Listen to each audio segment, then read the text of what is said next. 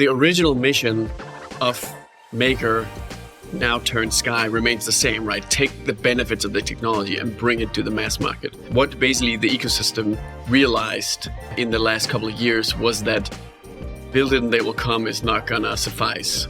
And you need a new type of culture, a new approach if you want to bring the benefits of DeFi to the mass market. So now the focus increasingly has to be on making DeFi easy to use, making it really accessible, making it feel less like crypto and more like fintech or some like an app on your phone or something, right?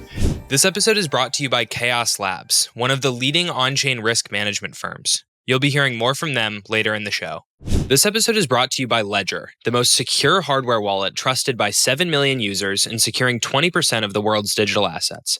We'll be hearing more from them later in the show. This episode is brought to you by Renaud Partners, the premier go-to-market advisory firm for early-stage crypto teams. Thanks to them for making this episode possible. If you like the Lightspeed podcast, then you need to subscribe to the Lightspeed newsletter, written by a team including yours truly and delivered to your email inbox daily. Lightspeed is your essential daily briefing on all things Solana. Exclusive news, deep analysis, and the latest trends delivered in a way that's digestible and, I think, sometimes kind of funny. Stay ahead of the curve with the same insights that guide readers from Brevin Howard, Gemini, Jito, CME Group, Solana Labs, and Foundation, and many more. The link to sign up can be found in today's show notes or if you go to blockworks.co. Subscribe to the Lightspeed newsletter today. Welcome back to Lightspeed. I'm Jack Kubinek. During what's been an overwhelmingly bullish year for Sol, tons of projects that first launched on Ethereum have also deployed on Solana, which continues to prove itself as a worthy rival to its older and more well-established counterpart. There was PayPal, which launched its PYUSD stablecoin on Solana after initially being exclusive to Ethereum. There were DeFi darlings like Delta-neutral startup Athena or restaking piece Renzo. Even ETF issuers like VanEck and Bitwise added Solana to the fold after having Ethereum products in the US. But last week, Sky, which is formerly known as Maker, launched its tokens on Solana, which was really interesting to me because Sky/Maker is one of the real DeFi OGs that's been Ethereum exclusive for nearly a decade now. Its USDS stablecoin, which is formerly known as DAI, is the third largest, trailing only Tether and Circle. This was a pretty big get for Solana. To talk about what causes a core Ethereum protocol to finally go multi-chain, I brought Rune Christensen, the co-founder of Sky, on the podcast.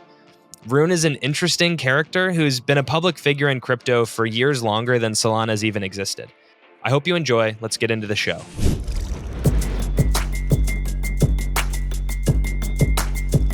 Hello and welcome back to another episode of Lightspeed. I'm your host, Jack Kubinek, joined today by Rune Christensen, the co-founder of Sky, which was formerly Maker. Rune, thank you for coming on the show.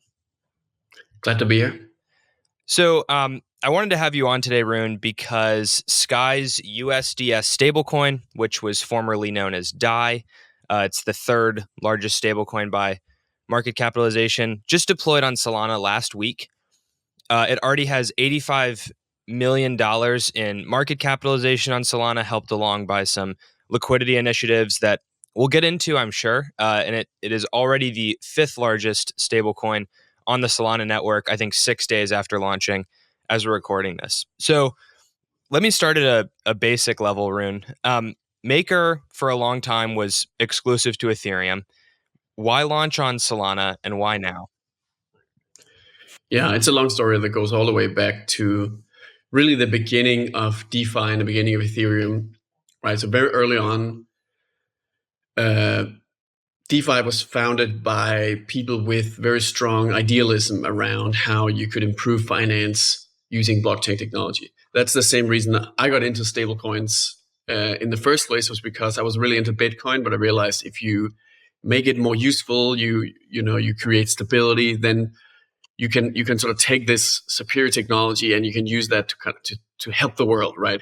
Help people get a lot of benefits from the technology. And early on, it was all theoretical, right? I mean, it was sort of people believed in the potential of the technology, but it was hard to see sort of what is the practical use case of this stuff, right? So you only had the real crazy people, real ideological people build the very early projects on Ethereum in DeFi.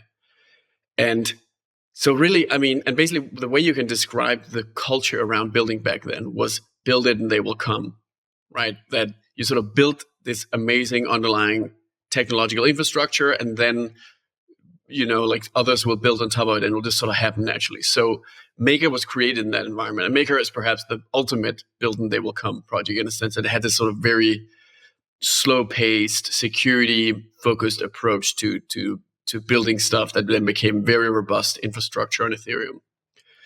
And now what's changed is crypto has really started entering the mainstream, right? With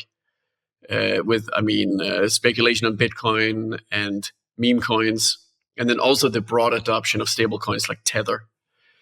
And the original mission of Maker, now turned Sky, remains the same, right? Take the benefits of the technology and bring it to the mass market.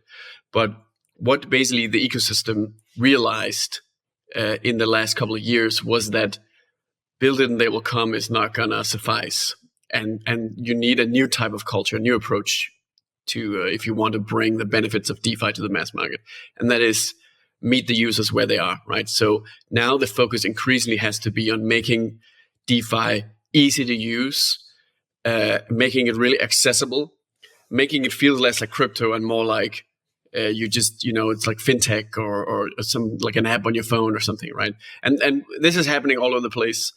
But basically, for Maker, it was so fundamental in how the whole ecosystem was set up that to really be able to deliver on the full potential of taking the technology like a decentralized stablecoin and then bringing that properly to the mass market, basically it was a complete transformation of the ecosystem, right, into this sort of outward focused project that really aims to have sustainable growth and sort of lots of innovation and initiatives in parallel to try to grow across different dimensions. And then a big part of this with Sky, right, with the new ecosystem, the new approach that the ecosystem takes is, of course, multi-chain, because that's a really powerful way to kind of meet the users where they are, right, make it easier for users.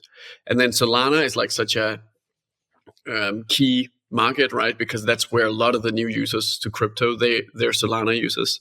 So it makes a lot of sense to then bring the new stablecoin USDS, which is really also it's basically has the same features as DAI with some new functionality, but mostly it's the same. The big difference is now it has USD in the name. So it's a lot faster for someone to grasp what it is and what it does if you don't already know it, right? Or if you don't have time to research it. So that's basically the idea. Bring USDS, bring the benefits of DeFi to as many people as possible through things like, just first of all, bridging the stablecoin onto Solana, but then also with things like the liquidity mining that is available in all the top DeFi platforms on Solana now. Yeah, there's a lot in there I want to unpack. I'll maybe start with the Solana side of things, then I actually do want to talk about what you think about Ethereum as well. But you also, a number of months ago, proposed to move what was Maker then to an SVM fork as part of like the end game program for MakerDAO. I'm curious why it was that you wanted to do that. Like, what about the Solana code base and how it's built architecturally did you like more than you liked Ethereum? Yeah, so the general principle of the transformation from Maker into Sky, which at the time was called Endgame before the Sky brand was revealed, was this idea of like revisiting all the old dogma, right? Or like sort of rethinking what if you were rebuilding a DeFi project from scratch in this modern world where the focus has to be on a lot more on functionality and real use case, and it's no longer just theory and ideology. And one of the things I realized is that you have this challenge. Well, it's both a challenge and an opportunity in DeFi, which is that you need very complex governance.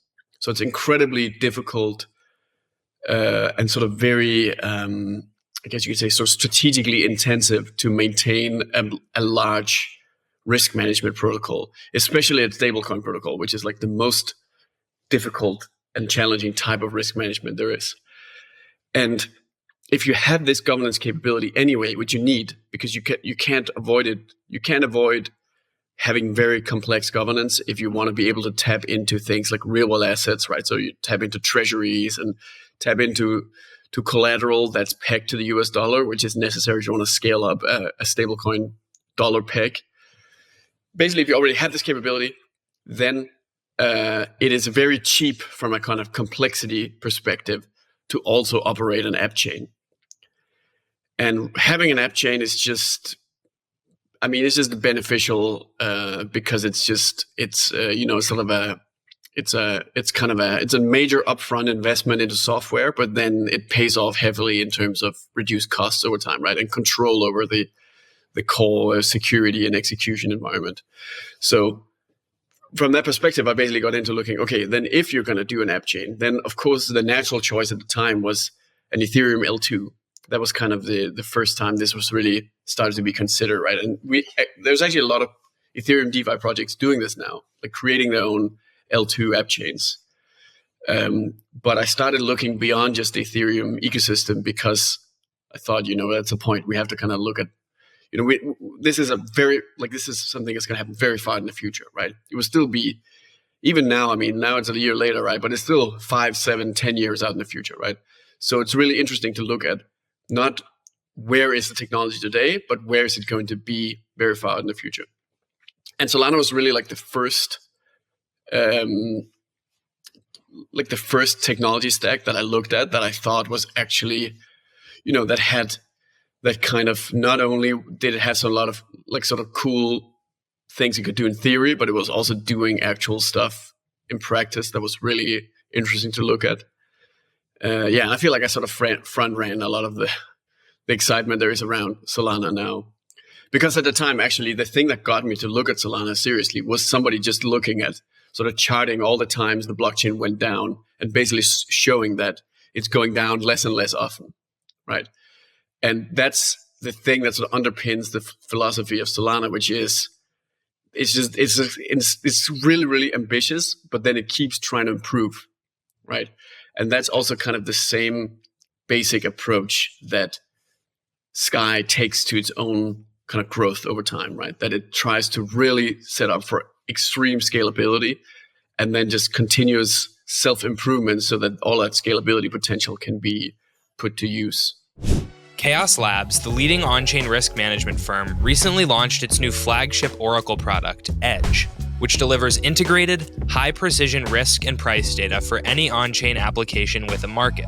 Edge emerged from stealth after 2 months, securing Jupiter, the top swap platform on Solana, already securing $30 billion in volume and more than 60% of all Solana perps volume. Edge is comprised of 3 components: price, risk, and proofs. It delivers high-precision price data with an integrated risk engine powered by Chaos's advanced outlier and anomaly detection algorithm.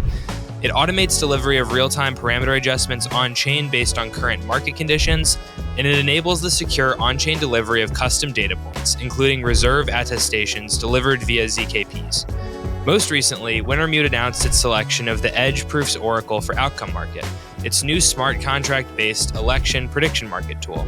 Thank you to Chaos Labs for making this episode possible.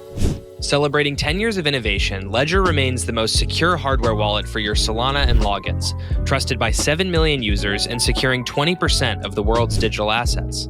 In recent years, Ledger has built a robust ecosystem of products and services, making digital ownership more secure and accessible to everyone.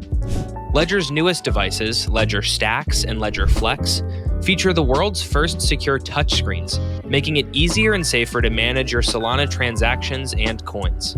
With Ledger Live, you can seamlessly and securely manage and stake your SOL.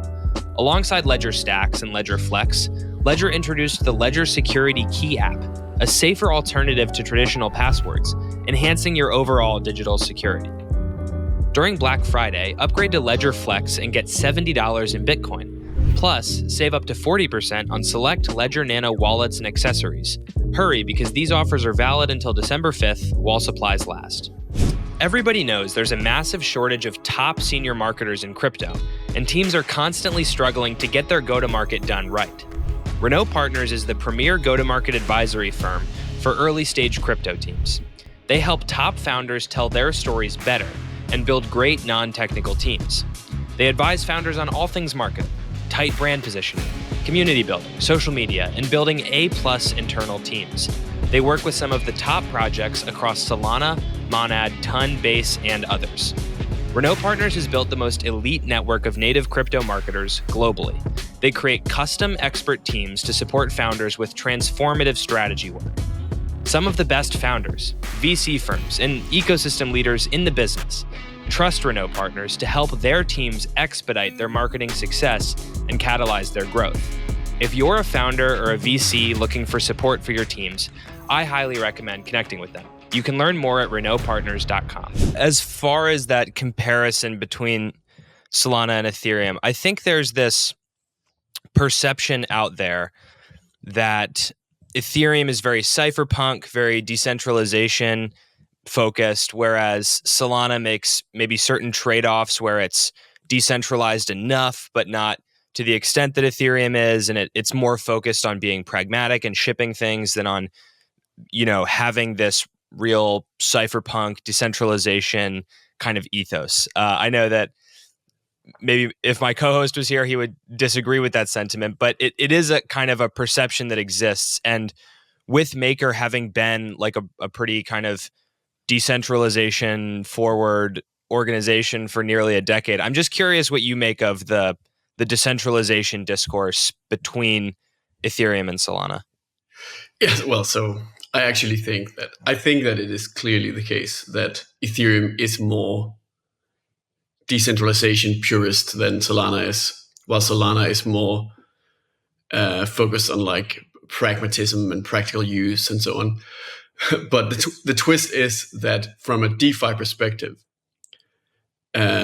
fundamentally, there's a limit to how decentralization purist you can be. So Maker early on, and Sky, I guess even more so, is very committed to sort of hitting the sweet spot of being as decentralized as you can possibly be before you completely destroy the use case.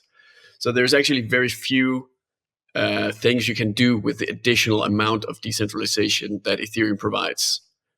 I think it does exist, that there is some level of like resilience and decentralization in Ethereum that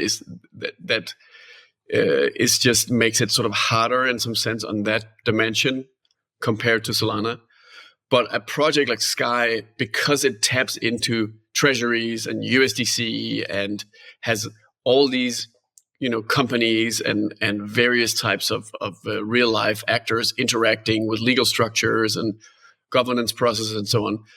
It's just, there's just a, there like, it in practice, it makes no difference. Like Solana is just as good for the use case as Ethereum is.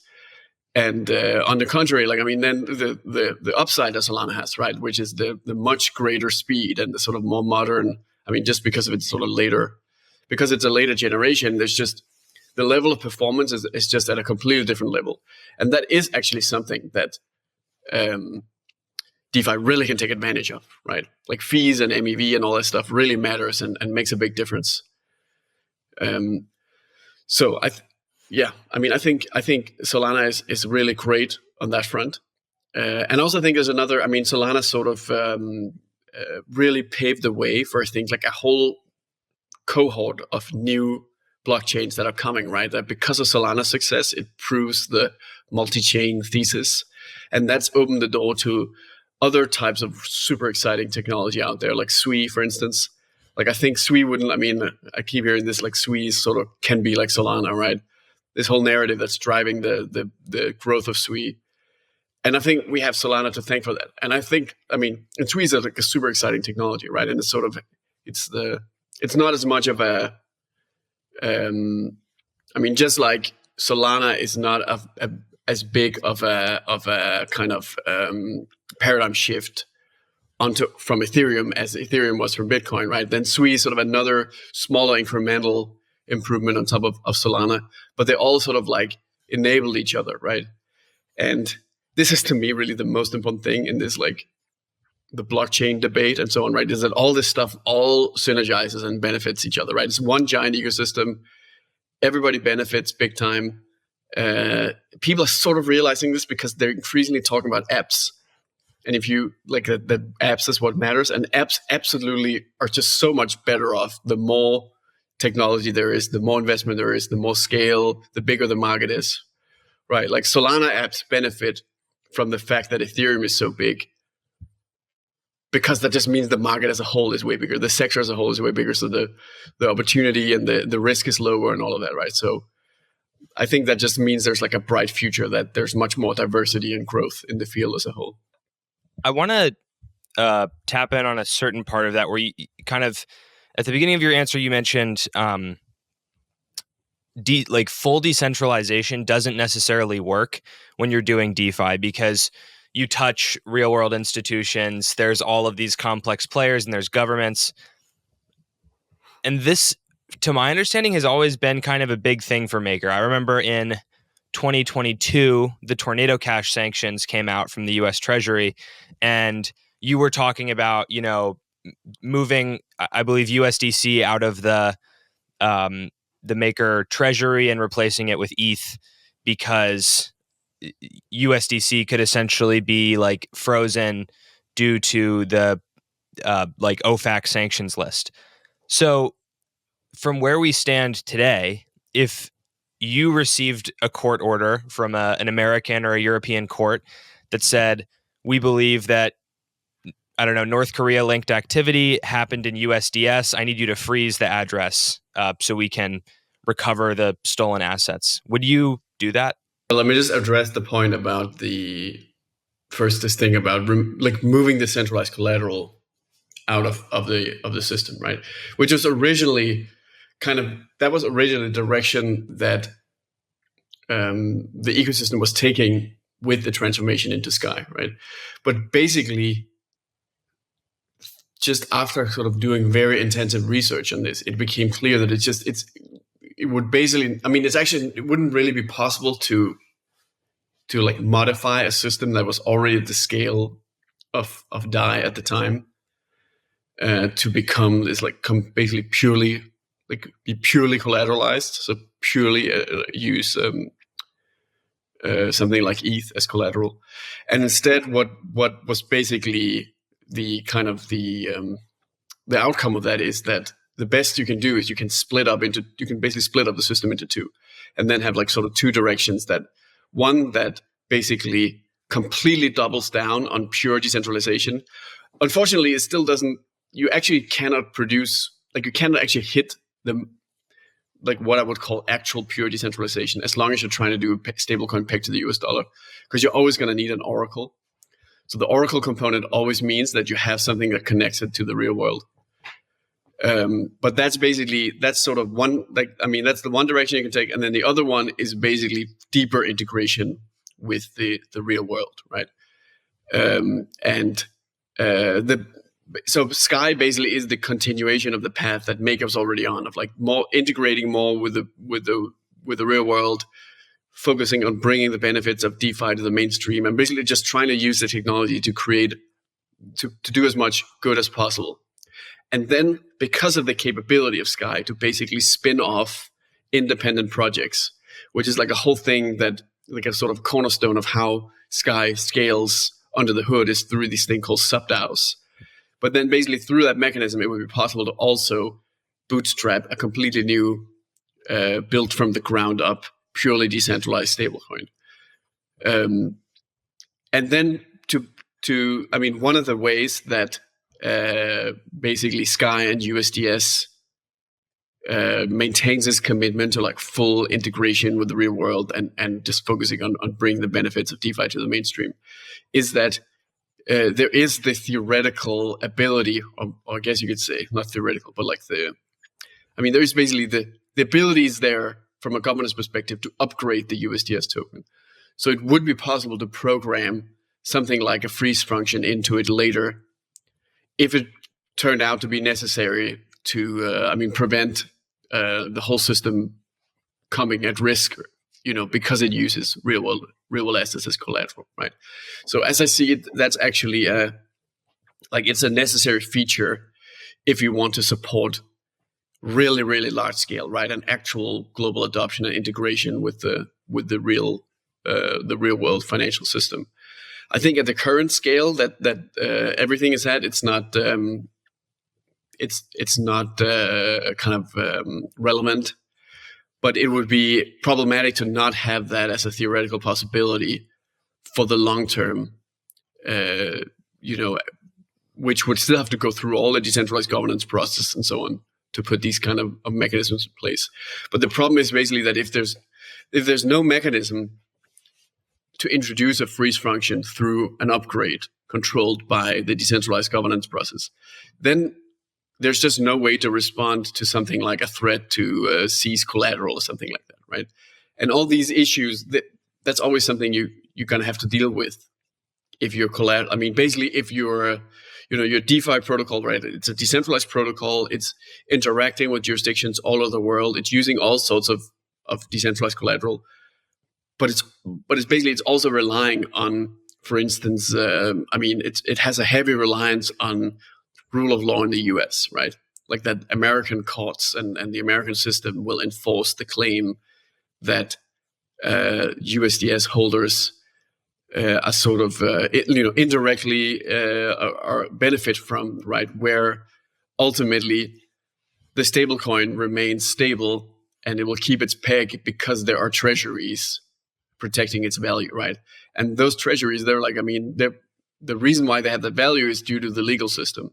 So you're relying on the legal system, and that basically means you're going to be, it's not sustainable to expect a sort of one-way reliance like this at very large scale. I think, right? It would be politically unfeasible in the sense that you wouldn't, any kind of government, right? I think any kind of like large organization would at some point resist that that a DeFi protocol or whatever is basically, building something on top of it that that potentially could harm them or help their enemies or something, right? Again, I think it's only an issue that happens when you think at very, very large scales, right? So that comes back to the point of you want to, the kind of the main, bring the benefits of DeFi to the mainstream, building stuff that's more for the real world and for regular people that are not so crypto OG rooted as people are in kind of the original DeFi community. And then basically making sure that the alternative systems are also built, right? So by also developing purely decentralized technology, or at least stablecoins that are as close as possible to pure decentralization, even though you won't get around the need for oracles. I mean, building that basically acts as a hedge against the potential for governments to eventually kind of interfere directly with the DeFi and sort of abuse the same. I mean, what ultimately is the same kind of control they have over all sorts of other types of economic activity all around the world. Mm-hmm. So just to summarize, if I'm understanding correctly, and I appreciate you answering that really candidly, but that USDS has the ability to introduce centralizing elements such as a freeze function because of the scale you're looking at. It's impossible to not have that. And if someone wanted to launch a fully decentralized, unstoppable sort of stablecoin, the sub-DAO model within Sky would give them the infrastructure to do that. But that's not what Sky and USDS is going to be. So actually, two things. So first of all, if something like a freeze function was implemented on USDS, it would have to function through some kind of decentralized process, right? So that you it would have to go through decentralized governance. It wouldn't work to just give some kind of unaccountable centralized entity a backdoor and then just have them kind of dictate whatever happens in the system, right? It's actually a big part of what Sky can do is it can sort of act as an objective arbiter of all sorts of conflict or dispute or kind of deal with basically unknown things that have to be decided, right? So the way and the thing is, anything like this would have to be implemented based on a lot of kind of discussion and research in the ecosystem, right? It would need to be done in response to reaching a very large scale where this starts to become relevant. But what I imagine being like a key feature would be some kind of real accountability, like real rules around how it works and why it works, right? I mean, ultimately the goal is to prevent, to protect the stability of the stablecoin, right? To prevent basically that the other option is that you have governments trying to control the stablecoin by going after the collateral, right? And that's what you want to avoid, right? Because then suddenly everybody gets affected badly, right? And this is actually an issue that like a lot of DeFi has in general, that it's sort of like everything is sort of built on top of other things, and then at the bottom you have something like USDC, right, which has a freeze function, right? Or you have something like treasuries, which are entirely beholden to the legal system, right? So that stuff always exists there somewhere in the stack, and then the question is, are you going to sort of risk the whole thing getting affected by it, or do you build in the ability to have a more sort of surgical freeze function that can deal with it, or do you build something completely separate that simply has no or as little as possible reliance on these kind of basically building blocks that interact with the real world and interact with real world legal systems? And so Sky is actually committed to developing this project we call PureDAI, which is like, it's not going to be a sub DAO. It's going to be like a completely independent thing that will basically just use the same basic technology that has been developed for the Sky launch, but then use it to launch like kind of like the best possible version of a purely decentralized stablecoin. Simply just, like I said, like sort of as a hedge to sort of have it make sure that technology is pushed forward and ultimately kind of delivering on that original ideological commitment that it really is built into the project's DNA, right? But the trade-off again is like, it's just there's a lot of cost to going for pure decentralization, and it makes scalability very difficult. So the trade-off is basically that if you want to bring the benefits of DeFi to the mass market, and you want to have an actual positive impact on as many real people as possible, you don't have a choice. You have to integrate with the real world. And these like purely decentralized systems, they would only become scalable in the actual kind of worst case scenario where all of the world's governments, they start just like completely going off the rails, right? And you have things start to really fall apart for real. That's the moment when you could see a move into purely decentralized technology. But then until then, that we shouldn't sit around and let people get ripped off by the banks until then, right? Even if we believe it's guaranteed to happen, it's a really good thing to bring the benefits of DeFi as broadly as possible, right? And just get more adoption of blockchain technology and all of the benefits and cost savings and transparency and all the benefits of decentralization that in any case, right, that exist, regardless of whether there is there's treasuries built into the system or not. Those treasuries are still trackable, on-chain, verifiable in a way that is a completely, it's a total game changer to what people can be used to, right? And you have a lot of, we saw that with like Silicon Valley Bank, right, recently, of how the opaqueness of TradFi, just that is a huge problem. And DeFi really helps with these things. Like, it really helps with robustness and with more than just sort of, just like going all in on like a very sort of particular type of ideological approach to it. I'm curious, sort of, just to get your thoughts as a person who's now kind of has deployed this DeFi aligned stablecoin on Solana, just what you think DeFi, especially on Solana, I guess, can be for, because it's been a big narrative over the past year. Solana's DeFi protocols since mid-late 2023 have tacked on billions, several billion in total value locked, and have tons of users. Jito and their block engine continues to see like record usage and all this stuff. And a lot of it is currently for meme coin trading. Like a lot of the volume is people looking to speculate on meme coins. You're someone who comes from a very OG DeFi kind of place, and I think at Maker have at different times tried to explore like the Huntington Bank partnership to have real world assets and things like this. So I just want to ask, like, especially like, let's just limit to Solana right now. What can DeFi be for after memes on Solana? I mean, it always ties back to, providing some kind of benefit to the real world. So value only exists in the real world. Like meme coins only have value because people cash them out and then use them out in the real world, right?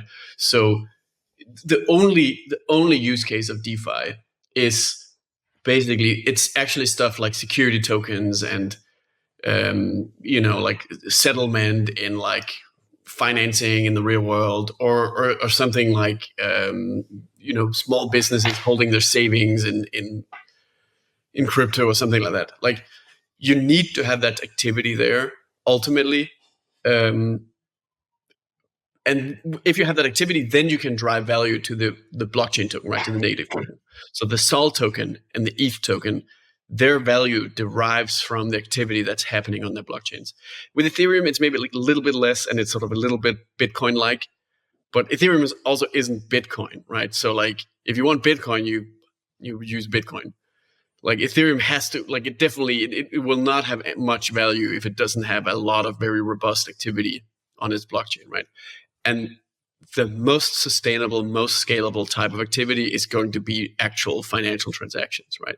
So, and this is also where, like, I mean, the potential is mind-blowingly huge. Like, just looking at some really basic security tokens, I mean, that's something that Sky is heavily focused on right now with this thing called the Spark Tokenization Grand Prix, which is basically this like sub DAO, so sort of a specialized project called Spark that's running like $1 billion contest to allocate assets into the top security tokens out there, where you have institutions like BlackRock and all the major security token issuers basically participating in this contest to try to be included in the USDS collateral portfolio.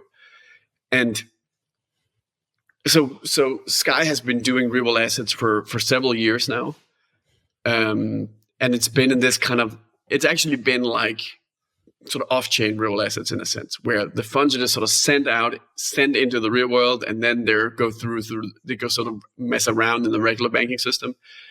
And it's super complicated. It's like super complicated, expensive, slow, risky. The funds can get stuck. You can get debanked. There's all these like massive problems that you're subjected to all the time. And then when the ecosystem looks at what you can do with security tokens, it's just like all these issues can be solved, and it's like faster, and it's cheaper, and it's more transparent, and you got a lot of economies of scale because you can kind of specialize in these different tokens.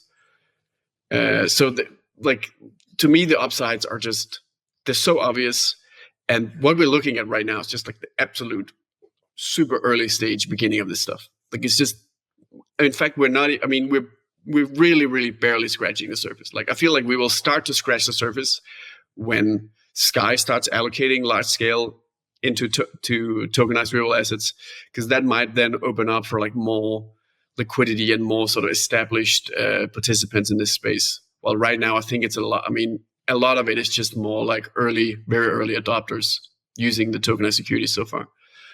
But it's once we start going down to the risk curve, basically, and start to get into more unique and interesting assets, financial assets, and then use DeFi to do things like credit enhancement, right? So you take a more risky asset, like private credit I was talking about earlier, right? Which is stuff I'm really interested in, right? You do actual loans to like a real factory in Vietnam or something, right? And then you add credit enhancements. So you basically, you sort of slice the exposure into something that has a lot of risk, and then something that has low risk.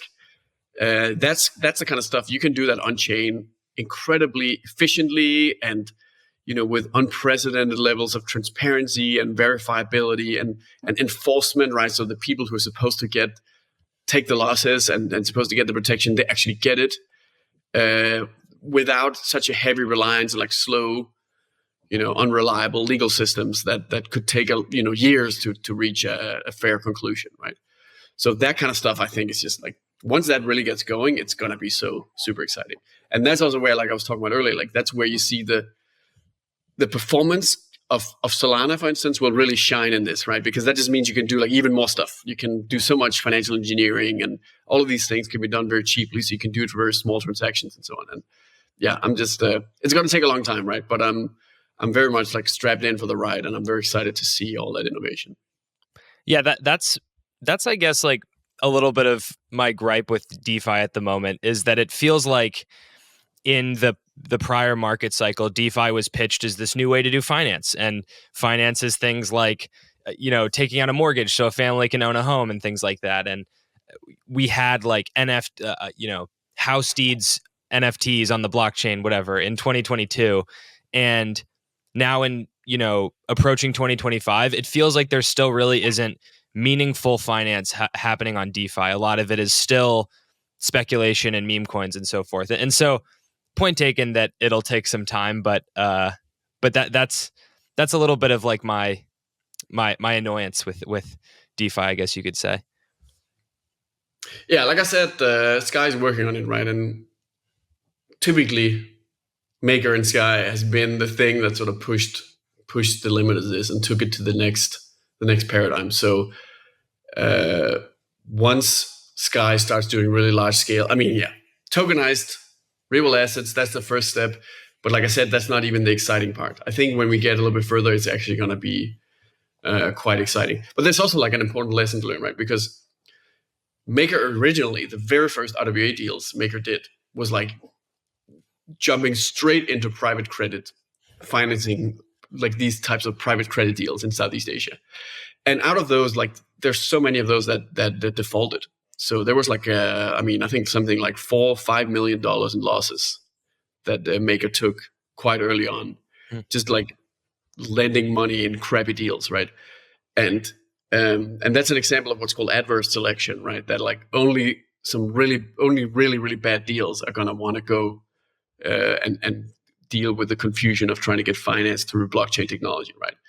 And and that's the reason why it has to be slow. Like there's so much that needs to mature. Like you can't just like it, and I guess it's the build it and they will come thing failing, right? You can't just like build a bunch of tech and then expect the whole world to kind of adjust and start actually using it.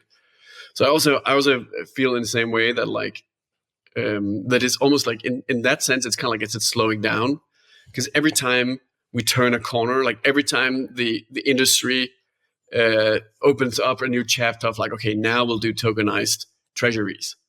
Well, turns out that's like super complicated. Like just the tokenized treasuries was like a huge challenge, right? It like Maker tried to do that for like 2-3 years already, and it's only now that it's sort of getting good and workable.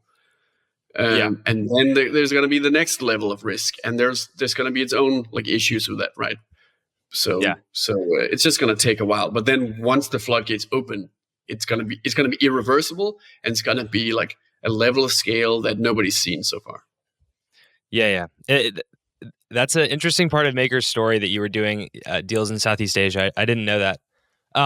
I do want to get into the USDS Solana launch a little bit. And one thing I'm particularly interested to ask you about, Rune, is the liquidity incentives. So you've launched on a number of kind of DeFi lending protocols on Solana, including like Camino, Orca, I believe. I don't have the whole list in front of me, but Sky is essentially spending, I believe, something like 500,000 a week. I don't know if it's per protocol or in total, in liquidity incentives, where it'll essentially provide you a boosted yield if you mint USDS and bring it to these protocols. And this serves to grow the market cap of USDS on Solana. It obviously has worked. So far, there's 85 million USDS tokens on Solana now, but I guess like, what are the thoughts behind the correct amount for the DAO to be paying in these liquidity incentives? And I don't know, like we saw with PayPal's stablecoin, a lot of liquidity incentive spending over the summer, and PayPal's PYUSD, the stablecoin's supply on Solana, has really declined in recent months. It's been like down only since the incentives kind of dried up, and some of that capital that was just there for the yield has gone elsewhere in search of greener pastures. So a lot of pieces there, but I guess, how do you think about the right amount to spend in liquidity incentives? And are you concerned at all that essentially mercenary capital is just going to leave and get rid of their USDS once the liquidity incentive spending ends? Yeah. So the liquidity incentives that are available on Solana right now, it's actually a combination of basically two types of incentives, you could say, right? So the first one is the savings rate.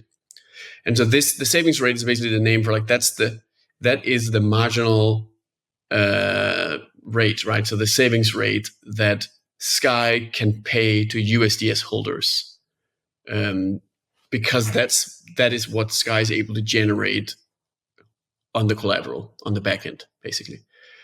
And that's currently set at 8.5%, right? So there's actually this like sort of fixed, unlimited ability to provide an 8.5% savings rate that applies to Solana, right? And it's done by, basically like a governance regulated process where the Sky contributors, they basically just like monitor what is the amount of, what is the net supply of USDS on each of these protocols, and then figures out, okay, what's the equivalent of 8.5% paid out over last week for this amount, right? So this is like done on a weekly basis. So that first, as we're recording this, a week hasn't passed since launch. So this process hasn't actually occurred yet. But it will go live very shortly, right? And what's then going to happen is actually the total incentives are going to go up, because now there's going to be, so far there's been no impact of the savings rate, but now the savings rate is also going to start impacting, right? So it's going to be equivalent to like basically 8.5% on 85 million for a week, which is whatever. Yeah, I can't calculate that in my head, but it's in the millions. That would be in the millions at least. Yeah, well, for over a year for sure. But I mean, for next week it'll be a couple of million. Well, 4 million or so. 5, actually more than that. So whatever, 7 million divided by 50, I guess, right? A couple of. So is that worth it? Is that a worthwhile expenditure for Sky?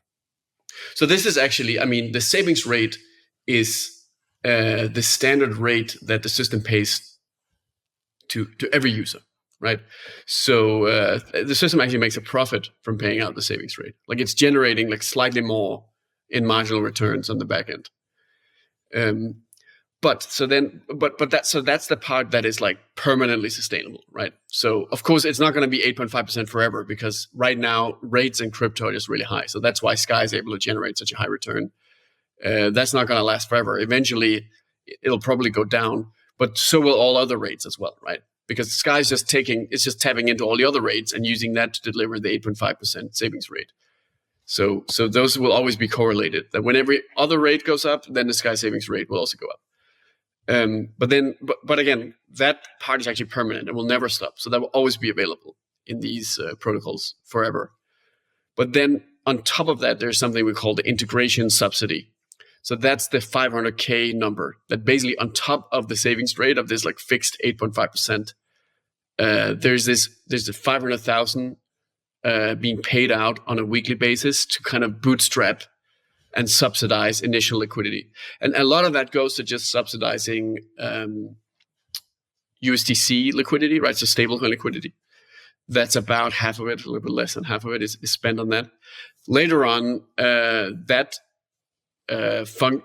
role will disappear entirely, and Sky will just deploy a native so-called PSM, like basically start deploying the Sky protocol natively on Solana through something called Skylink Native. So that's kind of like just Sky basically, sort of natively being installed on Solana piece by piece. And one of those early pieces will be a native PSM, so that there will be unlimited one-to-one liquidity with USDC without Sky having to pay very expensive liquidity mining incentives to get that liquidity. And then the other things, like the other half of the 500K per week, is going on the DeFi protocols, right? So Camino, Drift, and the Save. And so what's happening is these protocols, they're also starting to offer co-incentives, right? So they're actually also going to put some extra boost and extra yield on top of this to kind of match what Sky is providing. But basically, the idea is over time, this subsidy will have to go down because it's not sustainable, right? This is like a price that Sky's paying above what it's able to generate on the back end. However, it's completely worth it to use it to kind of seed the adoption in the early stages, I think, right? Obviously, Solana is the first sort of multi-chain launch that Sky has done. So a lot of what happens on Solana is just going to be experience that Sky can then reuse when doing multi-chain launches on different blockchains. But ultimately, I mean, Solana is a key market. Like I think it's like it's just so important to be installed there, and it's a huge deal to be already be one of the biggest stablecoins on Solana, right? And there's like definitely there's not going to be any kind of compromise with Sky. Like it's like a full commitment to Solana, right? In terms of like deploying the Skylink native, like continuing to integrate with more Solana DeFi and delivering the savings rate continuously onto Solana and doing these subsidies to keep growing just keep the total demand growing, and just like I mean basically do stuff with real assets and whatever. Just like keep being like a leader in innovating on what can be done with DeFi and Solana. Yeah, relatedly, something I've been looking into recently and interested in is Solana, the assets market cap is currently, I think, between a third and a fourth of Ethereum's market cap. It's like 130 billion versus 400 billion or something. Whereas Solana's stablecoin market cap is like 1/25th of Ethereum's. It's like 2 billion versus 50 billion. I don't know if those are the correct numbers exactly, but it's some huge discrepancy like that where I think 50% of all stablecoins are on Ethereum and 2% are on Solana. So how does Solana close that gap? How does Solana get like the type of stablecoin market cap that Ethereum can see, or at least a more comparable market cap? So practically in terms of like the real goal is just like grow the economic activity and so on. Then I would say it's all about the real world asset integration and getting institutions. They will bring that liquidity, and then maybe we'll start using Solana as a backend for offering products to end users, something like that, right? But I think the thing that might really explain the huge amount of stablecoins in Ethereum might also just be the wealth effect, right? Whereas I've heard this explanation of like, Ethereum did have a lot of not just ETH itself, but like a lot of the projects on Ethereum were launched in ways where people just made a lot of profits from them, and then they sold them into stablecoins and kept that on Ethereum natively. I think basically on Solana, it's like this seems to be more of like you pull the money out of the ecosystem, or maybe it's that everybody's putting the money into Sol rather than stablecoins, and that could be an explanation. But it's probably also just like related to kind of age of ecosystem. That it's something that just like slowly happens over time. I've come to kind of similar conclusions. Kind of the last thing I want to get into a little bit with you, Rune, is are you familiar with Futarchy and that whole experiment on Solana? So I want to get kind of your take a little bit here, and for listeners who might not be as plugged in, this one's maybe a little more for the sickos, but DAOs, decentralized autonomous organizations, have been around kind of as long as Ethereum have, and doing governance in a decentralized way proves very tricky. It can cause a lot of gridlock, a lot of sclerosis by these DAOs that don't make decisions as quickly as they need to. I think Maker and Sky have solved for this through a sub-DAO model where there's kind of smaller, and you also have these, I forget what the technical title is, but teams that are authorized to do certain actions maybe more quickly if it's needed. And so you've had workarounds where it's like not everything needs to be subject to a governance vote and stuff moves really slowly. But I think Solana, as it develops and lots of projects are doing token launches and launching governance as part of that, rather than doing the traditional DAO model where you have proposals and then you vote on them, they're doing Futarchy, which is there's a pass market and a fail market for every proposal for what the DAO should do. And you basically make a decision based on what you think will be best for the native token's price. So I don't know, Rune, what do you think of Futarchy? Do you think it's an improvement on the traditional DAO model? Is it something that Sky would explore instituting? What's your take? I don't think it's really workable, sadly. I mean, I was really into it as sort of like as something that would be, and it might still be that you can tap into it, but it's not going to work. Like, I don't believe that it works as like the core model for how you govern a DAO. And that's because, I mean, it's just obvious to imagine that it's something like, well, let's vote to build a giant Ponzi scheme, and that's going to make the price go up, right? Like, while you're doing the Ponzi scheme, and then it's going to go to zero afterwards, right? But the rational choice is then still, let's go ahead and do it, right? So you're going to run into almost like possibly even like a version of the traditional problem DAOs have, but on steroids, where they're just like not, they sort of lack very basic intelligence, right? Maybe that can be solved by putting very strong guardrails, right? So like a mechanism that says, if the Futarchy tries to build a Ponzi scheme, then override it and don't let it do it, right? But if it tries to do some cool marketing thing, then that's good. Go ahead, right? Then, of course, from experience, then I know what's going to happen is the Futarchy will then try to find ways to make a Ponzi scheme look like a cool marketing thing. So you're going to get an arms race where you need very intelligent actual governance that is able to like understand that, yeah, it's classified as a marketing thing, but it's actually going to turn the whole thing into a Ponzi scheme. How do you detect that if it's sort of actively being camouflaged? This is taking things down like a rabbit hole of like, this is the fundamental problem of like not just DAO governance, but even human politics. In fact, I think this is why I was talking about earlier, the West is falling apart, because like this is sort of what's happening in the West right now. That is like, it's being sold as like nice and fuzzy welfare, but it's like a giant Ponzi scheme. That could pretty much sum up a lot of what's going on in advanced economies right now. So it's a huge problem. The sub-DAO model is like a part of how you solve it, because you kind of like split off and you say like, well, if you guys, don't figure it out, you're going to blow up and you're not going to affect the rest of us. So you can operate in parallel and decisions can be made without going through like an ultra slow governance process, right? But that's still it's still just solving half the problem, or it's more like it's chopping up the problem. So now you have the same problem, but in smaller bites. But you still haven't like dealt with the actual issue, which is that individual humans can be smart, but like in groups, they're usually really stupid humans, right? And they're very sort of prone to like populism and emotions and so on.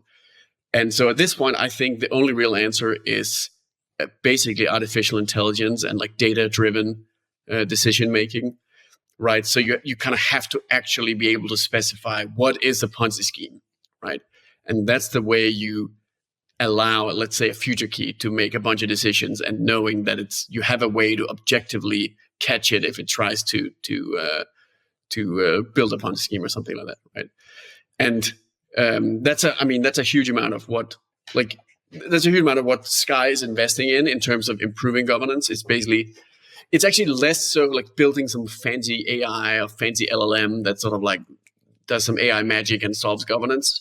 And it's a lot more about just like data accessibility, just like structuring the data, just like, like building what looks almost like an artificially intelligent system but that initially is run not by robots or AI, but by bureaucrats following rules, right? Which, funnily enough, is not really that much different from how like current legal systems work in the real world. Like governments today are basically giant AIs run by bureaucrats. That is very badly designed giant AIs run by bureaucrats, right? And with DAOs, we have an opportunity to kind of build. I mean, well, and this is a whole network state thing as well, right? Like something like better legal systems in a sense that can then initially work well because they're just more efficient, and so the bureaucrats don't, they can operate more efficiently. But then from there, you start empowering the bureaucrats with AI tools, and you start to have the rules themselves be provided in this like structured data format. So, right? Yeah, and I think with all of that, then you can have a big system that can actually safely tap into Futarchy, tap into wisdom of the crowd, all of these things, right? Like opinion polls, whatever, people choosing their favorite color for the new logo design or something, because you can put guardrails on this stuff. So you can make these like really cool grassroots automated decision processes, knowing that they're not going to go off the rails. But the comparison you made here is like to how governments work. But I feel like DAOs more are a replacement for corporate governance, which do have a smart person at the top and a CEO who can decide what is and isn't a Ponzi and this kind of thing. So why bother with DAOs at all, I guess? Like, why not just do the corporate governance model that is tried and tested in the private sector? Yeah, I mean, I think really that it's kind of the other way around, right? That we actually need, I mean, DAOs is the, like, corporate governance and real life governance. And I don't think you can mention anything that is not going to not just benefit, but require to survive structured data that you apply artificial intelligence to, right? You can't compete or survive in the future if you're not accelerating in terms of making better decisions and allocating resources more effectively over time. And DAOs, they really suck badly when you just have a bunch of bureaucrats and a bunch of humans that don't know what they're doing, and you put them in this completely new environment with no norms and a bunch of like ideologues with big dreams, but maybe not that that much life experience that can then get tricked and all that, right? Like they've stumbled really badly. It's been kind of embarrassing how bad the DAOs have fared since their inception. Also because they're so messy, right? Because they're transparent. So you see all like the sausage, how the sausage is made constantly, and it's like embarrassing, right? Like in governments, that stuff's happening behind closed doors, right? It's way worse, but the public doesn't see it all the time, right? In the same way that it's happening with DAOs. But my point is that all of these disadvantages, they're finally getting flipped upside down and turning into a huge advantage with AI, right? Because of the transparency and basically the kind of the rethinking of organizations more as code. That is the perfect substrate for how to apply AI to organizing organizations and resources and services and all of this stuff. So yeah, I actually think like I genuinely believe that DAOs are the most powerful way to apply AI. Like I don't think companies that that basically are not radically kind of, I don't know what to call it, like radically blockchainifying their operations will be able to keep up to speed with those that are, because of how AI agents, they will like to the, blockchains will be sort of a more native environment for AI agents to operate. And so it's more like, I guess if we didn't have AI, if we didn't have technological acceleration, then yeah, that's like total dead end, like a failed experiment that just sucks. And we should just stick with like, the stuff that works, right? But because we have this technological acceleration, it's the other way around. Like the companies and the governments, they're going to have to become DAOs. Like they're going to have to adopt all of these tools and processes and frameworks and so on, because without it, they're just not, I mean, they will just get outcompeted by fully transparent, digitally native systems that are just implementing AI end to end. Mm-hmm. Yeah, and we're seeing some interesting like AI agent DAO experiments go down on Solana right now. So I'll be interested to see how all of that shakes out. But for now, that is all the time we have. We've even gone a little over the time limit, but I've been really enjoying speaking with you, Rune. So yeah, thank you very much for coming on Lightspeed. Hope to have you back on again sometime. And yeah, best of luck with figuring out the Solana deployment. Absolutely. It was a lot of fun. Great. Take care.